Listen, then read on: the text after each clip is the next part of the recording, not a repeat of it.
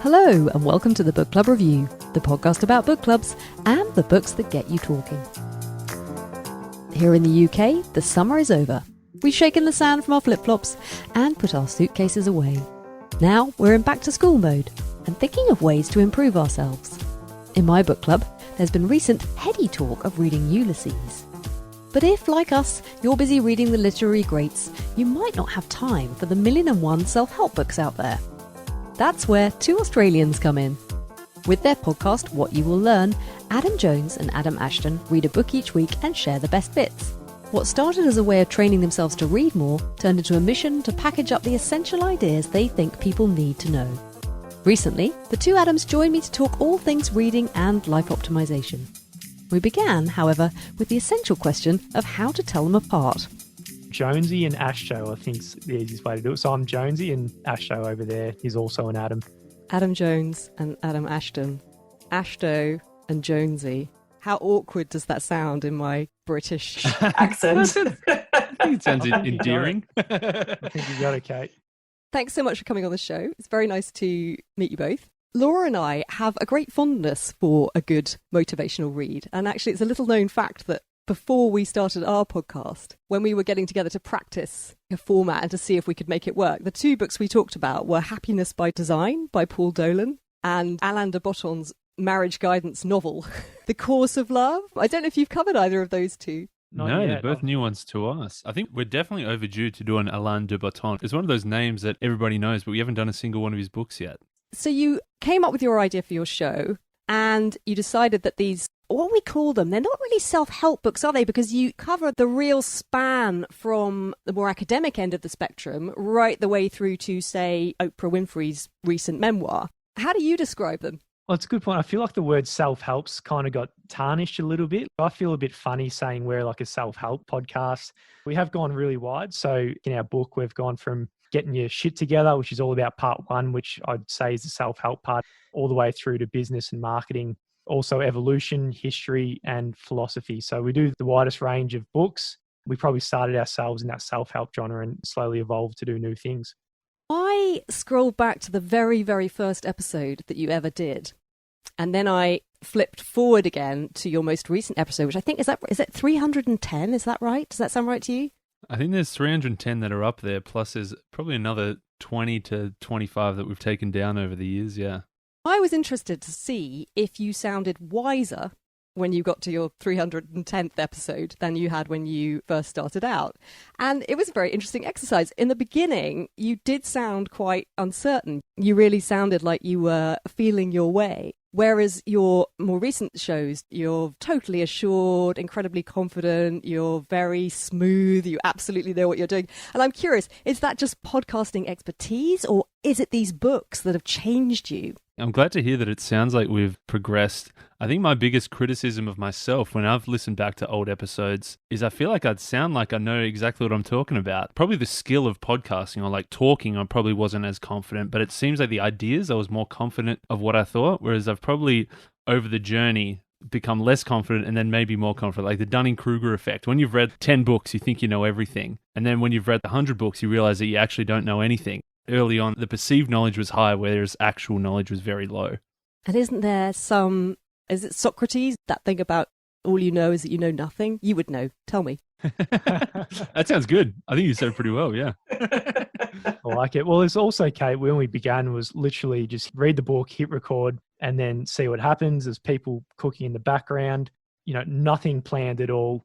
Compared to now, we put probably 20, 30 hours, including reading the book. So probably 10 hours on top of that in doing notes, preparing, and then discussing it beforehand. So I think it's just the amount of time and energy that we put in. And of course, when you spend so much time doing something, you slowly get better at what you're trying to do.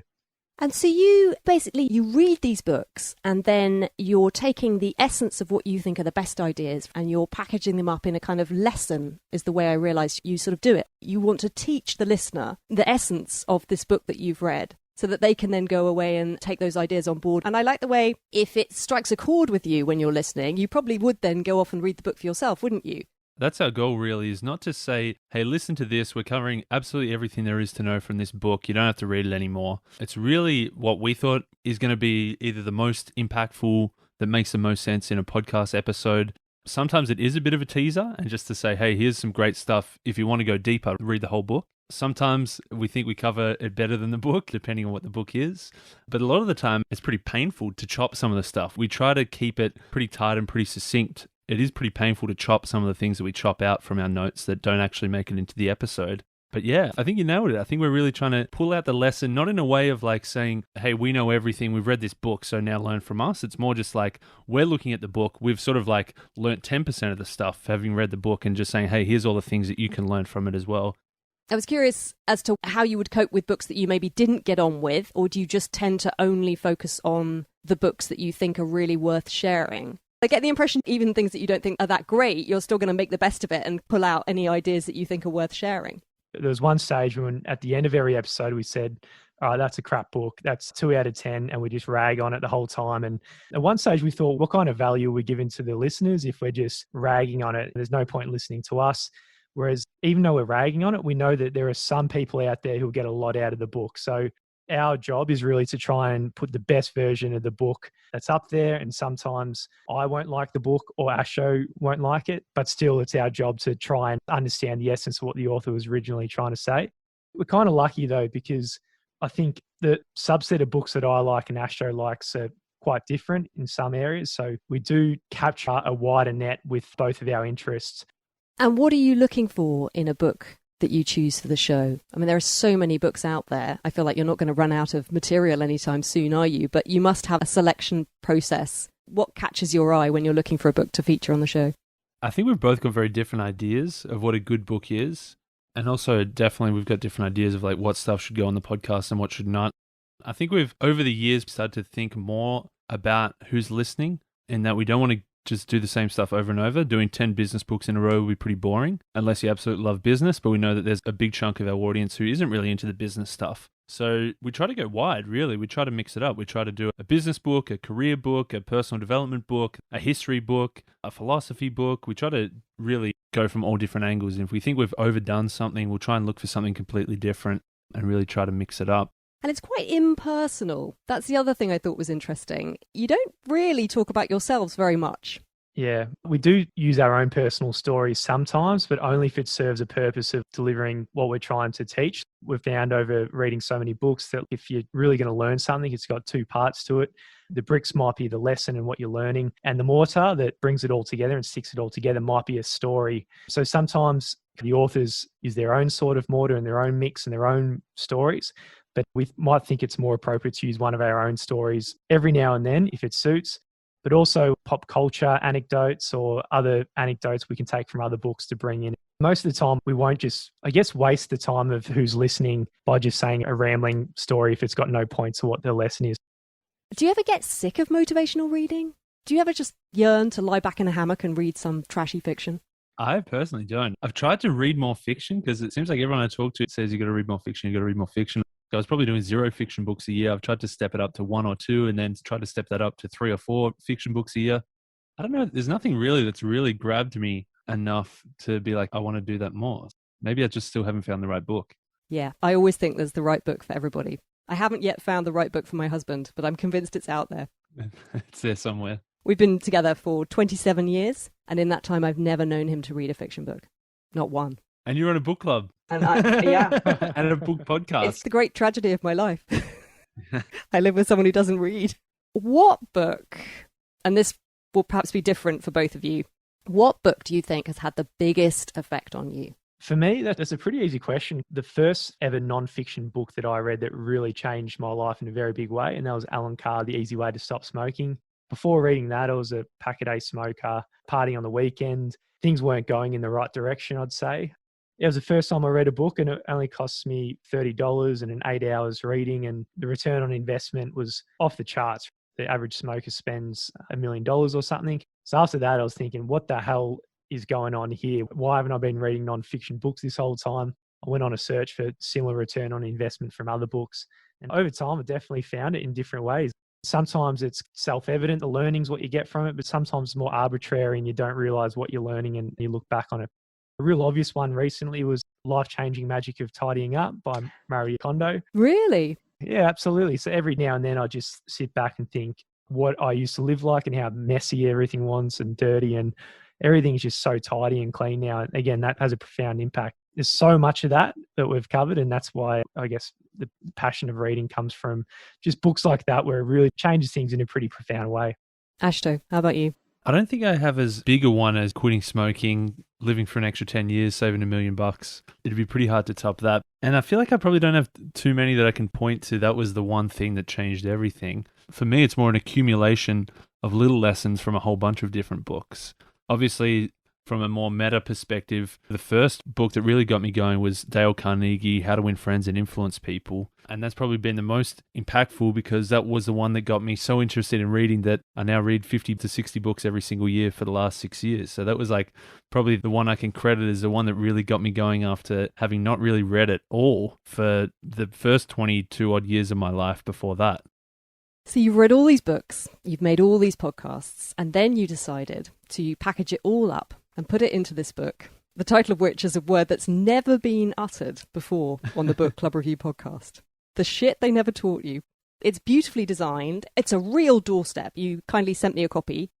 I was quite stunned at its heft when I got it. I was like, wow. But then I realised how much is in here. So you've selected, haven't you, your favourites? What have you put in the book? The first iteration of the book, it was our top 100 books of all time, which was just our favourite books.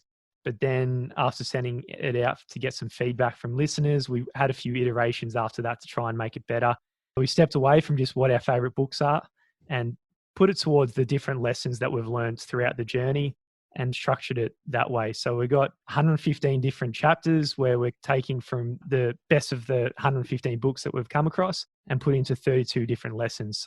I like the way you've even thought quite carefully in your introduction about how people are going to read it. You've got 3 proposals, haven't you, for how people might tackle it. You could be, the completist, where you literally just start at the beginning and work your way through. Or you could be what I realised I am, which is that you're going to dip in and out based on what catches your interest. So my initial interest was things that I had read that I was curious to see your take on them. I also realised something else that occurred to me, which is that a lot of these books, there's so much in them and you read them and you take it on board and you really can be so stunned by the ideas. I was thinking a good example of that would be Sapiens by Yuval Noah Harari, which I think you've covered, haven't you? Yeah. Which I remember because it was such an amazing book club read. But I remember at the time being so stunned by these ideas and excited by them and loving this kind of slightly new way of seeing the world that he's shown me. But I read Sapiens a long time ago, and beyond remembering vaguely how much I enjoyed it, I actually kind of lost all the details. And I love the way this is just a brilliant recap that reminds you of the bits that made you sit back and go, whoa. And then you might just settle there, or you might want to go and look at it again. But there was that aspect to it I really liked. And then what's the third one? Can't remember what your third option is. Just the coffee table, just to show it off and take it, have a little taste. Yeah. Pick up to any chapter and read a couple of pages and you'll get something out of it. That's right. Just leave it lying around, which again, I've also been doing. It's just been dotted around the house. And if I passed it, I picked it up. And every time you do, you get a good little nugget of something. And I love that. I think it's brilliant. So it is on sale here in the UK and it was £33 on Amazon. And I thought, oh, that's a lot. That's quite a lot to invest in a book. But I have to say, there's so much in it. I actually thought, you know what? I think that's really good value for money. Well, that's what we tried to think. It's probably like the cost of maybe 3 normal books, but it's probably 3 times as big, and you're getting 115 of the best books in one hit. Especially if each one is potentially going to offer you, and I was interested in the way that you really quantified the Alan Carr book in terms of the money you'd saved and the amount of time that you'd added to your lifespan. I mean, if each lesson in here is going to give you something that effectively changes your life in a positive manner, then £33 starts to sound like not very much at all. I suppose if you think about buying 115 books, reading those 115 books, it's going to take you a couple of thousand hours. So then just the money and the time saved in this one might be a great ROI. But there is another way that people can consume it, isn't there? Which is that you've got an audiobook also.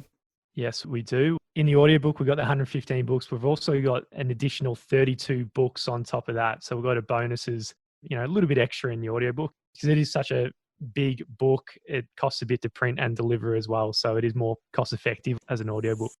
Now, I gave you a little bit of advance warning in this question, and I'm not sure if you've been able to come up with anything. You've read all these books. You've got all this knowledge. You're experts now. Come on, in just must be every single conceivable aspect of life. Can you do a little bit of bibliotherapy on me? So of our podcast partnership, me and Laura, I am the creative one. I'm the ideas girl. I love novelty. I love coming up with things. I love dreaming up new projects and then starting them. But I'm not great at staying focused, seeing the bigger picture, being really clear about where it's most valuable to spend my time. That's a real issue with me. I can get very involved in things that have absolutely no measurable value whatsoever, but they seem important to me. So what's a book that would be a really good one to sort me out? I'm going to cheat a little bit. It's not one book, but it's a prescription of multiple books for different needs. And I'm glad you gave me a warning as well, because I would have just sort of whatever was first off the top of my head. But I had a bit of a think about the different stages or the different needs, the different questions within that question. The first part, I think, is around project selection, like what's worth doing, because there's so many things you could possibly do. I'm sure you've got so many different ideas. You need to think about, okay, which one should I pick? Which one should I commit to? Which one should I invest my time, money, effort, energy into? And so I think the perfect book for thinking about that is The Dip by Seth Godin. That'll give you a nice, simple lens or filter through which to view your projects and help you decide which one you want to do. If you're thinking more from a development of skills sort of perspective, I think something around How to Fail at Almost Everything and Still Win Big by Scott Adams is more around that idea of different skills that you can add, different skills that you can learn. So using different projects to build your skills. Maybe then on the actual doing side of it, there's so many productivity books out there, but maybe just like Eat That Frog is just a nice, simple 80-page book that can give you a couple of ideas of how to just sit down and start getting some stuff done. I've read Eat That Frog. Oh, I know nice. about the frogs. The daily frog. You package up your task that you're really procrastinating about, don't you? And that's your frog, and you have to eat it, and then you can move on with your day. If you eat that frog first thing in the morning, the day's already a win. And then I think the final one to kick it off, which is probably more in the creative projects realm, is anything by Stephen Pressfield. So The War of Art, Turning Pro, Do the Work. I think any of those would really suit a creative type of person that wants to tackle a project and see it through to completion. So that's my prescription for you. There's more than one book in there, sorry, but that's my dose, my medicine for you. I love that. Thank you. Adam Jones, have you got anything to add? Ashto did a wonderful, wonderful job there. I think the last one, if I was just to say where to prioritize, I think Stephen Pressfield wrote books for you. You're absolutely the target market. It's for artists every morning, waking up and fighting that resistance. So that force that's pushing against you to actually just sit down and get to work and finish your projects. Oh, I love this. This sounds brilliant. I'm going to read all of those and then I might get back to you guys. But it's true, there's this real problem I think a lot of creative people have, which is the gap between the vision that you have in your head that you get really excited about, and then when you actually start doing something, of course, it's never anywhere remotely like what you'd had in mind. And that can be really discouraging. And sometimes just having the motivation to kind of push on through until things get good, I think can be a challenge for lots of creative people. Or maybe just me. I think we were probably lucky for ours that we did our book. And admittedly, if you go back 18 months, the first draft we did the book, objectively, it was shocking.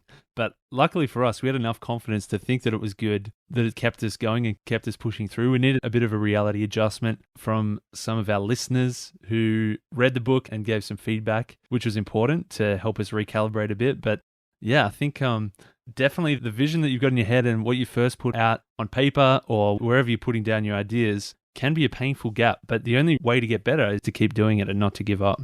And I did just want to mention, you interviewed Daniel Kahneman on your show about his new book, Noise. And I was really excited to hear that interview because I haven't read Thinking Fast and Slow. I was impressed, actually, that you mentioned that you'd read it twice. Can't remember which one of you it was, maybe both of you.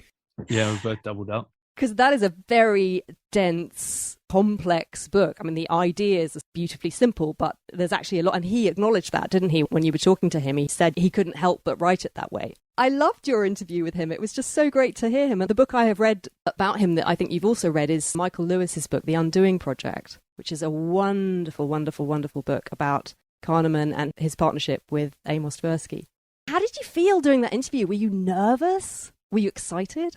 I've read his book 3 times, not out of interest. The second time I read it, I was doing notes to do it in the podcast, and then I lost the book at the end and lost all the notes to go with it. So I had to go through it all back again. And and it's a bloody hard book. You're right. That's still painful. But yeah, I think wasn't nerves, mainly just excitement with someone like Daniel Kahneman, especially when just speaking to him off air. He's such a gentleman. You know, those people who have just got no reason to actually, if he didn't have any respect for me and Ashto, I would say, fair game. You're Daniel Kahneman. You got your Nobel Prize. You can treat us any way you want, mate. But he had so much respect for us and was just worried about how he came across to us more than the other way around. So I think just him as a person just made it quite easygoing from the start.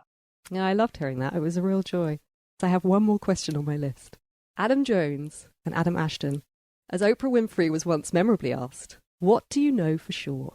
I got an answer that just popped to the top of the mind. Something that we forget quite a bit, and that's we've got a clock ticking. Sounds morbid, but I think it's quite the opposite of morbid, that one day it's going to end. And I think it's good to just sit back and reflect on that, beginning with the end in mind and knowing one day it's going to stop. It makes you appreciate what you got today a lot more and just appreciate the impermanence and make a life more based on your current values. So I'd say it's something you know for sure. Having said that, it's something that's easy to forget about quite a bit and have to remind yourself. I'm glad Jonesy jumped in first because it gave me a little bit of extra thinking time. Not that it meant that I got it any better of an answer, because I think that's definitely a vitally important one to remember, to use that impermanence as fuel to get out there and do stuff.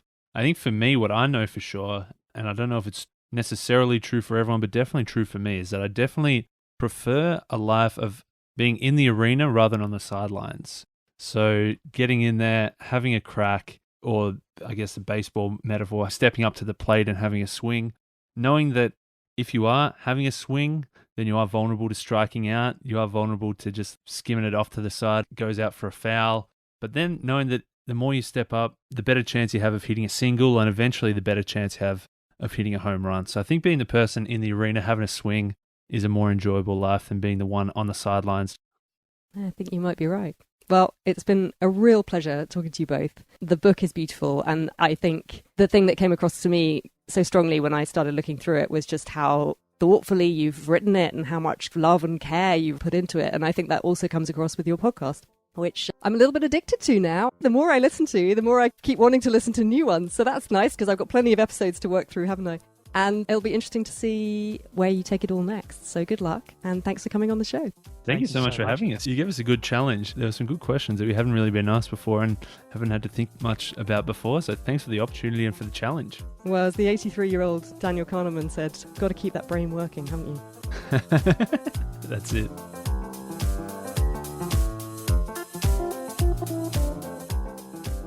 That's nearly it for this episode. Books mentioned included Happiness by Design by Paul Dolan, The Course of Love by Alain de Botton, The Easy Way to Stop Smoking by Alan Carr, How to Win Friends and Influence People by Dale Carnegie, Sapiens by Yuval Noah Harari, The Dip by Seth Godin, The War of Art, Turning Pro, and Do the Work by Stephen Pressfield, Thinking Fast and Slow by Daniel Kahneman, and The Undoing Project by Michael Lewis. For more from Adam J and Adam A, check out their podcast, What You Will Learn. You'll find a link on their website, whatyouwilllearn.com, which also has a very handy filter so you can quickly find the episodes that are most relevant to you. Their book, The Shit They Never Taught You, is available to buy online, and we also have a giveaway in which one of our listeners can win a copy for free. Check our Instagram feed for details of that prize draw, which we're running worldwide, and will keep going for a week after this episode goes live. You'll find us at Book Club Review Podcast. The Adams also have an audio version of their book that includes the 115 books covered in the print version, plus their take on an extra 32 books.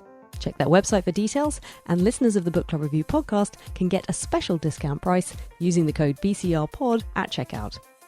Our next episode is a bookshelf, in which Laura and I catch up on the books we've each been reading outside of book club. So listen in as we reminisce over our summer reading picks. And if you're looking for more, check out our website, thebookclubreview.co.uk, for our complete archive of over 100 episodes, from book club discussions to interviews with bookish folk.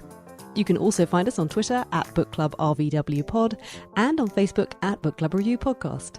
And you can drop us a line anytime at thebookclubreview@gmail.com. We always love to hear from you. But for now, thanks for listening and happy reading.